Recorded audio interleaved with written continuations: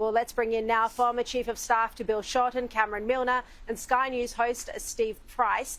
Cameron, how disgraceful are these protests? Why can't they pick any other day, not the day of the massacre of Jews? Well, isn't it an absolute disgrace? Because today was only ever about the 1,200 victims and the 101 hostages still kept by Hamas. It was a day to reflect on the awful, awful circumstance of the greatest loss of life since the Holocaust, Sharri. That's what today should have been about. But instead, these horrible protesters made it about themselves, and the politicians let them slide. The police and the politicians let them have their day. No, this should have only been about Israel and only about Israel's absolute right to self-defence and Jewish Australians feeling safe in their own community. That's what today should have been about. And the fact that Hezbollah could actually congratulate those people on the streets today just shows how awful and how divided our society's become. 100%. Steve, what do you think? I think law enforcement wasn't strong enough here. They could have shut these protests down. They did during the COVID pandemic, but they don't care.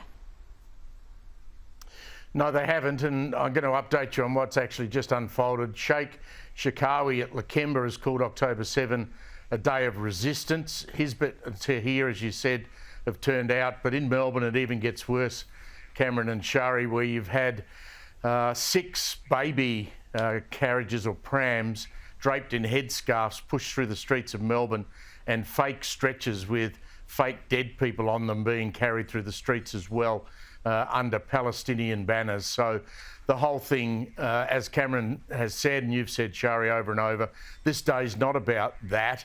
October 7 was about a terrorist attack on Israel, and here we have in Australia, and I didn't think I'd ever live to see this, the worst cases of anti-Semitism that I've ever seen in my life. It's just horrendous.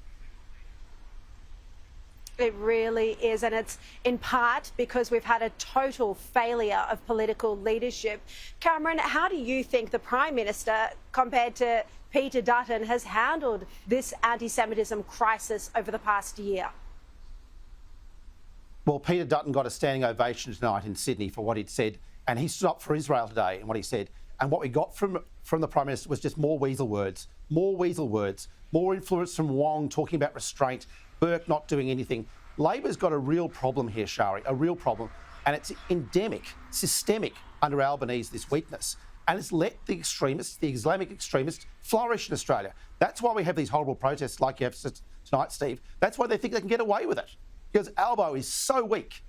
But Labor needs to be better, and Chris Minns and Jacinta Allen stood up today, which was great. So it's not Labor, it's an Albo problem. Sharri?